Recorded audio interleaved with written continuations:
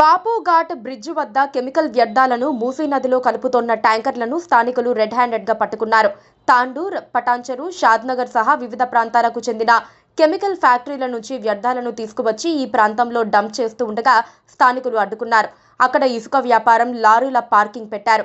వాటి చాటున ఎవ్వరికీ అనుమానం రాకుండా నదిలో వ్యర్థాలు కలుపుతున్నారు. మూసీ నదిలోకి పైప్ లైన్ ఏర్పాటు చేసి మరీ వ్యర్థాలు డంప్ చేస్తున్నారు. ఆ పైప్ లైన్ ద్వారా ప్రతిరోజు కనీసం 8 నుంచి 10 భారీ ట్యాంకర్ల వ్యర్థాలను నదిలోకి వదులుతున్నారని స్థానికులు ఆరోపిస్తున్నారు.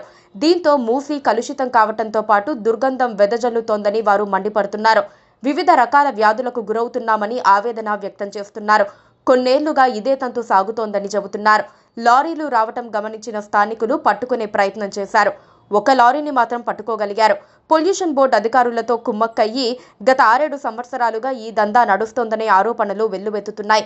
కాగా ఒక్కో ట్యాంకర్లో 20,000 లీటర్ల వ్యర్థాలు పడతాయని, అలాంటివి రోజుకు 10 ట్యాంకర్లు వస్తున్నట్లు స్థానికులు చెబుతున్నారు.